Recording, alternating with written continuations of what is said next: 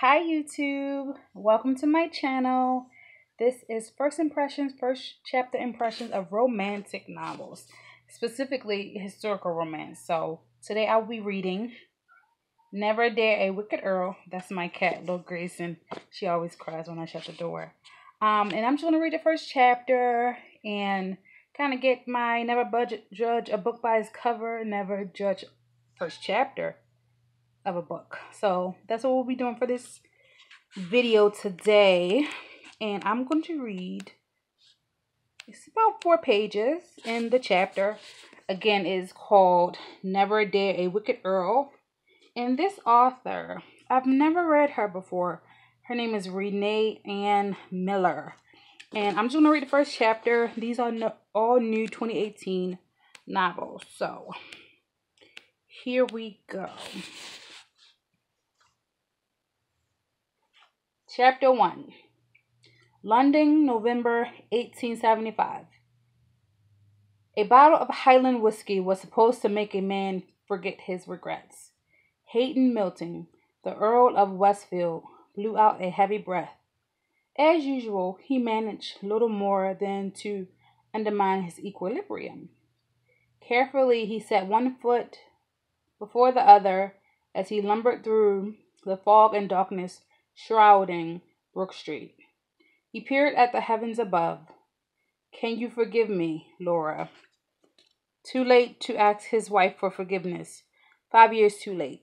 The dead could not offer absolution. Shaking away his maudlin thoughts, he made his way to the front door of his townhouse. His hand hovered over the handle as he eyed a drooping potted holly on the top step. Where the blazes did that come from? He stepped back and looked up at the hazy structure. 1, 2, 3, 4.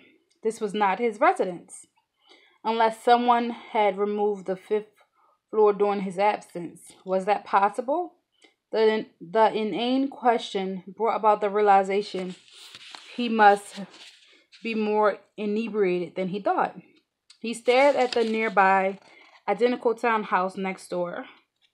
1, 2, 3, 4, 5. He glanced at the step. There was no holly, sickly looking or otherwise. He took another step back. Blasted Lady Bedford's residence. The old battle axe would expire from a seizure if he crawled into her bed naked.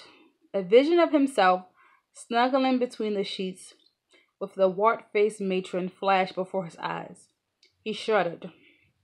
In front of his own townhouse, he set a steadying hand on the wrought iron fence. Thank God Cecilia would be asleep. He didn't wish the child to witness him listing like a ship on the high seas. Footfalls shattered the silence of the small hours. He turned as diminutive woman burst through the gloom. She stopped directly in front of him, her face tipped downward. One pale hand clutched the hood of her black cape, anchoring it to her head. The woman lifted her face, and a pair of slanted green eyes peered at him. Adele. At one time, her cat-like eyes had intrigued him, but their affair had been brief. He teetered somewhere between senseless folly and complete madness, too volatile, even for him.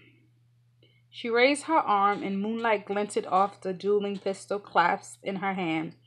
Ah, so my day of reckoning is upon me. Adele, my dear, has it come to this? Murder? A feral smile curled her lips. Oh, Hayden, I don't intend to kill you. Though she spoke slowly, her words were slurred. Apparently, he was not the only one who numbered his mental capacities with liquor, or in Adele's case, a tincture containing opiates, a habit she favored. Grinning, she lowered the gun, its barrel, previously pointed at his chest, now aimed at his manhood. She let out a low, bitter cackle. No, dearest, I merely wish to maim you. Only a woman would think of leading him. A man would aim right for his black heart. Adele arched a brow. Did she expect a reaction? Had she thought he'd fall into his knees and plead for his life? Not likely, at least not on the anniversary of his wife's death. His own demise seemed a fitting turn of events.